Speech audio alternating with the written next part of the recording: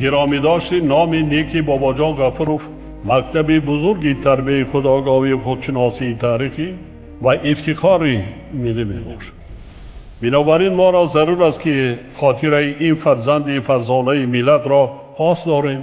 شاه اثر تاجیکان و دیگر آثار بیگزند او را پیوسته آموزیم و از کار و فعالیت فداکارانه‌اش سبق بگیریم. این برای نسل جوان بسیار یک نمونه عبرت است. من نسبت بابا جان غفورов یک شخص فدایی نسبت به ملت تاجیک را می‌بینم.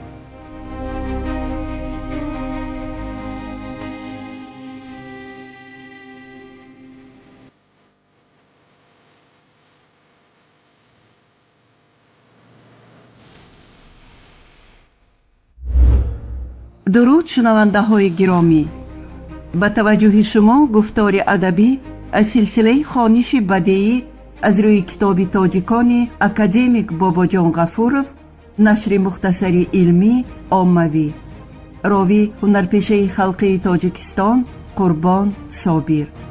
آغاز گفتار 14.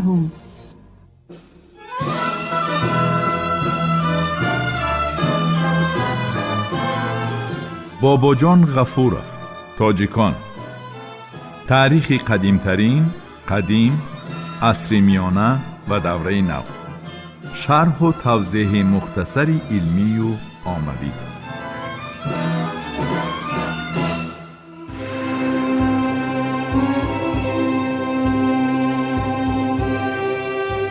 کوروش و تامیریس، شکست قشون هخامنشی.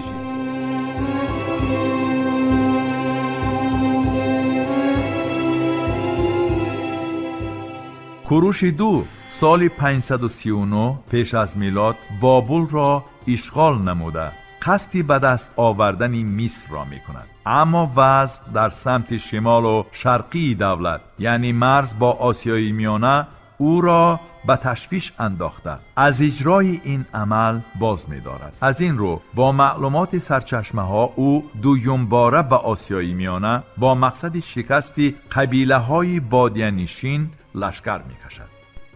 پیش از همه علامه باباجان غفورov تأکید می نماید که گرچند مؤلفان قدیم دایر به جنگ های کوروش معلومات دهند هم هر کدام آنها واقعه ها را به طور خود شرح می دهند. مثلا طبق تحقیق منبع شناسی ایو پیانکوف یکی می گوید پیانکوف ایگر واسیلیویچ 1936-2020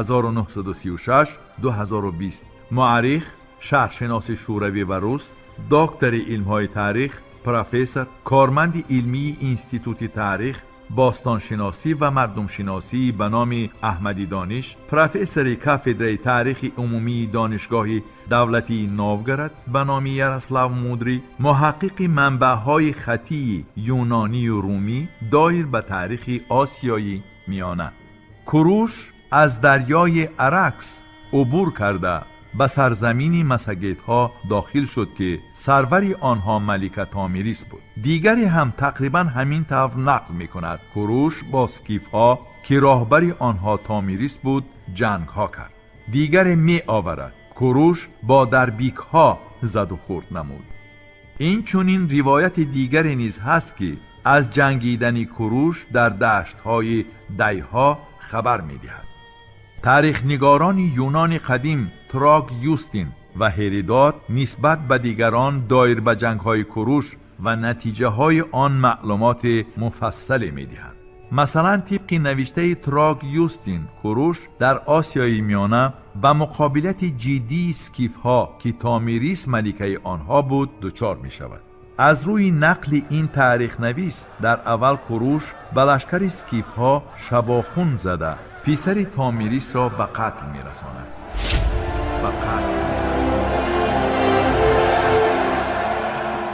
بعدتر سکیف ها با راهبری تامیریس و استفاده حیله حربی لشکر 200,000 نفره فارس ها را محو می نماید.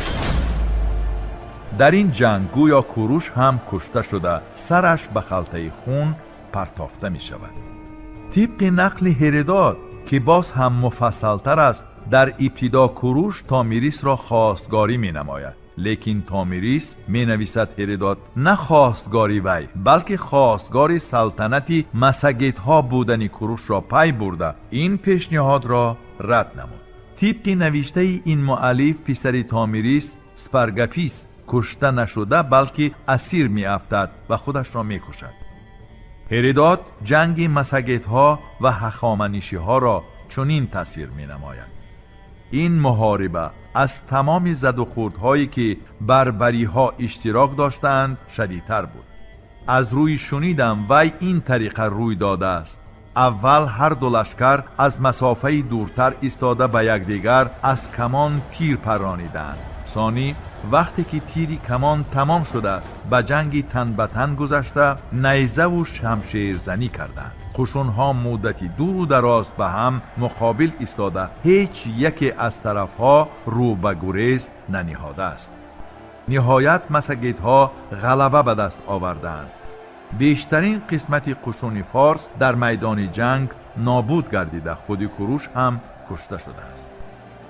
استرابان به همین نوشته هرودوت علاوه می کند که در وقت این جنگ دشمنان بادیه‌نشین کوروشیدو او آنها را سکایی می نامد. لشکری هخامنشی ها را 2 بار شکست دادند. واقعاً با معلوماتی که در دست هست معین نمودن سمت حرکت کوروش و محل این محاربه ها خیلی دشوار است. با تخمین بعضی عالمان محل محاربه ساحل امودریا، سیردریا و یا اوزبای می باشد. بابا جان غفوروف محل این محاربه ها بودن اوزبای را یعنی مجرای کهنه امودریا را جانبداری می نماید. سنه برگزاری محاربه طبق حجت‌های بابلی معلوم شده است. شکست خوردن کوروش در آخر ایول و ابتدای اوگوست سال 530 پیش از میلاد به وقوع آمده است. بابا جان غفوروف در تکیه به گفته های دیاکنف کوروش را یکی از برجسته ترین سیماهای تاریخی قدیم مردم آریایی نامیده تأکید می نماید که او در فعالیت خود همچون افاده کننده بسیار تمایل های پیشقدمی زمانش برآمد کرده است. دیاکنف میخائیل میخائیلویچ 1907-1954 شرقشناس و باستانشناس شناخته شوروی، پروفسور، خادم خدمت نشان داده علمی جمهوری تاجیکستان، مؤلف کتاب‌های فردوسی، حیات و ایجادیات 1940، در سرگه فرهنگی قدیمه تاجیکستان 1956، آچرک تاریخی ایران قدیم 1961، راهبری اکسپدیسیون تاجیکی سعودی از سال 1953. به زعم آن کوروش توانست دولت پهناوری هخامنشی را با ذخیره‌های فراوان برپا نماید که حدود آن از آسیای خرد تا وادی هند طول می‌کشید.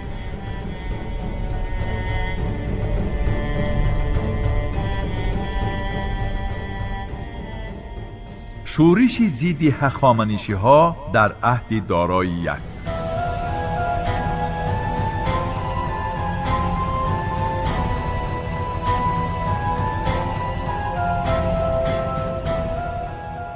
پس از وفات بنیادگذار توانای دولت هخامنشی کوروشیدو به سر تخت پسر او کمبوجیا آمد. کمبوجیا توانست به مصر لشکر کشیده این مملکت را هم به تحت تصرف هخامنشی ها درآورد.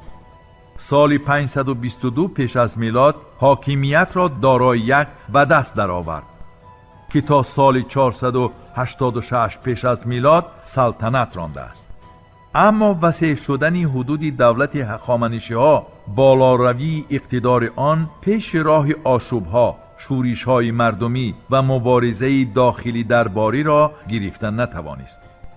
بابا جان غفوروف تأکید می نماید که دوره حکمرانی دارای یک 522-486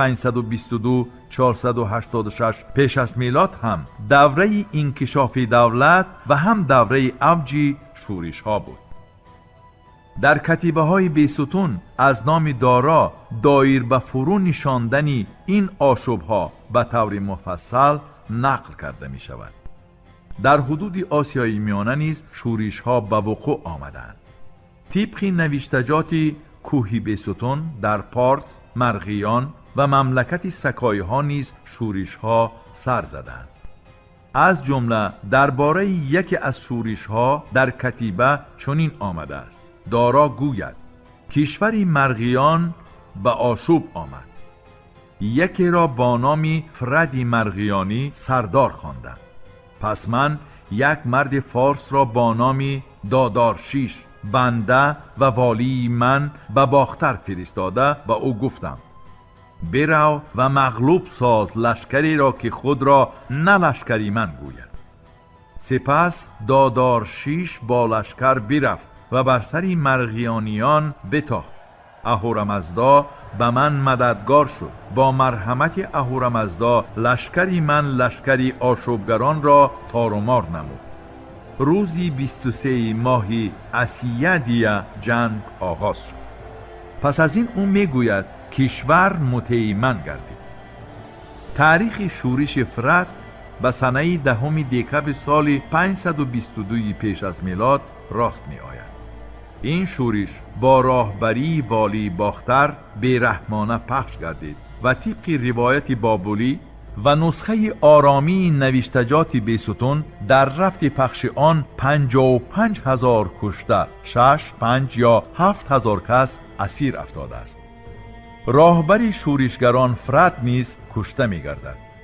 دیگر شورش ها نیز همین طور پخش کرده شدند. سال 518 پیش از میلاد دارای یک بر ضد سکایی های تیگرخود لشکر کشیده آنها را نیز پوره شکست داد و تابع خود نمود.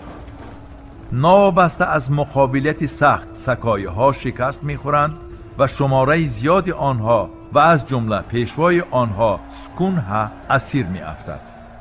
بابا جان غفورов نقلی پالئون تاریخ نگاری یونان قدیم که در اساس روایت ها نوشته شده است و دایر به قهرمانی شیرک نام سییسی سکایی معلومات می دهد به طور مفصل می آرد. شیرک لشکری دارای یک را فریب داده آنها را به دشت و بیابانها راهنمایی می نماید که باعث نابود شوی لشکری فارس ها می گردد.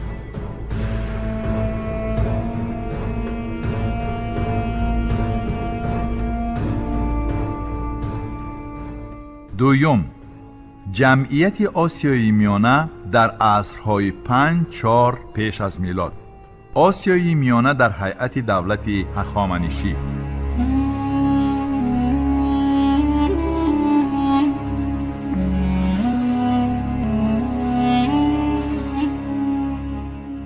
با معلومات سرچشمه‌های معتمد قسم زیاد سرزمین آسیای میانه به هیئت دولت هخامنشی‌ها شامل بود.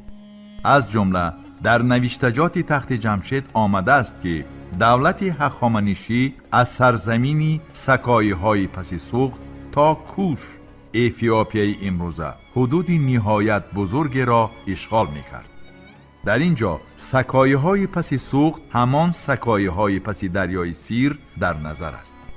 همین طور خوارزم، سوخت، باختر، پارت و سکایی‌های بادیه‌نشین به هیئت دولت هخامنشی‌ها داخل می‌شدند. از ملک‌های آسیای میانه باختر تا آخرین لحظه‌های موجودیت دولت هخامنشی‌ها به آن همراه بود و یکی از مهمترین مرکز شرقی آن حساب می‌یافت. برای همین باختر در حیات سیاسی و اقتصادی و حربی دولت هخامنشی‌ها موقع اساسی را اشغال می‌کرد. از جمله در مبارزه‌های سلالوی برای تخت شاهنشهی نیز باختر موقع مهم را اشغال می‌نمود و اعیان و اشراف باختری در امور دولتداری نه کمتر از فارس‌ها نقش داشتند. دولت هخامنشی‌ها موافق سرچشمه‌های خطی به 20 واحدهای مأموری ساتراپی‌ها جدا می‌شد که آنها را ساتراپ‌ها، والی‌ها اداره می‌کردند. ساتراپ‌ها به واسطه به شاه تابع بودند و وظیفه‌شان پیش از همه از جمع آوری انداز، نگهداری لشکر و مناسبت با همسایه‌ها عبارت بود. ساتراپ می توانست با رضایت شاه به مقابل همسایه‌ها لشکر کشد. منصب ساتراپ میراثی بود. در دولت هخامنشی ها نظامی نهایت خوب و متمرکز مالیات و خراج اندازی تشکل یافته بود. بعد از اصلاحات مالیوی دارایی در هر یک ولایت انداز سالانه را به شکل پولی اجرا می نمودند. غیر از این اندازهای ناتورالی در شکل اصل از محصولات زراعتی، هنرمندی، باجهای داخلی و انداز راه نیز موجود بودند. وزنین‌ترین انداز برای اهالی این با سرباز تامین نمودن ارتش هخامنشی بود. آسیای میانه به 4 ساتراپیه تقسیم و به هر یک آن حد معینی انداز مقرر گردیده بود. یکم، ساتراپی 11 بادیه نشینان کناره های بحر کسپی با خراج سالانه به مقدار 200 تلنت نقره بابلی که 1 تلنت برابر به 30 کیلوگرم بود. تلنت واحدی پولی که در عهد باستان در اروپا، آسیای پیش و افریقای شمالی استفاده می شد و تقریبا برابر به 30 کیلوگرم نقره بود. دوم، ساتراپی 12 این ساتراپ فراگیری باختر بود که سالانه 360 تلنت نقره انداز می سپارید. سیوم، ساتراپی 15 این ساتراپ حدود زندگی سکایه ها را فرا می گرفت و اندازه سالانه آنها 250 تلنت نقره بود. چهارم، ساتراپی 16 به این ساتراپ پارت، خوارزم و سوخت داخل می شدند و در مجموع آنها سالانه 300 تلنت نقره انداز می سپاریدند. در مجموع ساتراپ های آسیای میانگی هخامنشی ها سال زیاده از 30 تن نقره انداز می سپاریدند که این برای آن زمان درآمدی خیلی زیاد به شمار می رفت. علاوه بر این از اهالی برای استفاده در غادها انداز علاهیده ستانیده می شد. هرودوت می نویسد وقتی که آنها به آب می ماندند با عیال خود به فارس می روند، در نزد در قصر پادشاه جمع شده داد و فیغان می بردارند. پادشاه احوال این محتاجان را دیده امر می کند که در غارها را کشاده آب را به سوی دشت سر دهند. همین که زمین از آب سر شد باز در غارها را می بندند و با امر پادشاه در غارهای دیگر را برای دیگر محتاجان آب باز می کنند. از روی روایت ها به من معلوم است که پادشاه غیر از اندازهای مقرری به عوض کشادن در غارها پولی بسیار می ستاند.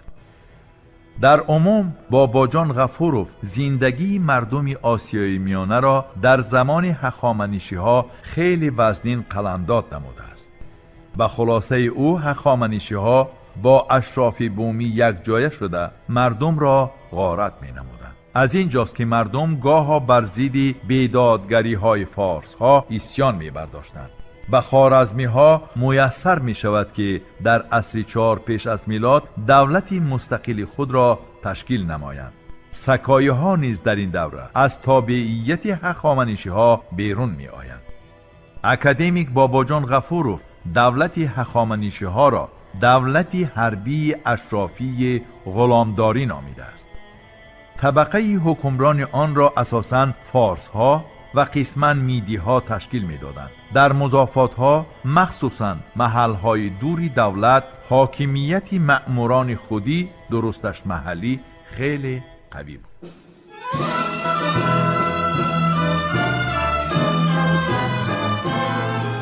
بابا جان غفورov تاجیکان تاریخ قدیمترین قدیم عصر میانه و دوره نو شرح و توضیح مختصری علمی و عملی.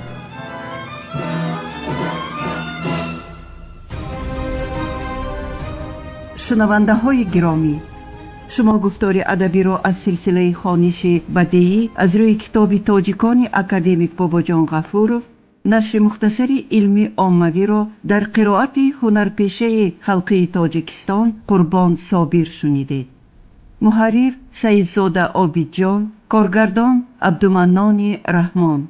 این گفتار سال 2024 ثبت شده است. انجام گفتار 14. آموزش کتاب تاجیکان جوانان ما را هشدار می دهد که نیاگان فرزانه ما در مسیر تاریخ چی جایگاهی مقدس داشتند. کتاب تاجیکان احساس خودشناسی ملی و زیرکی سیاسی را در دل و ذهن جوانان ما تحکیم می‌بخشد.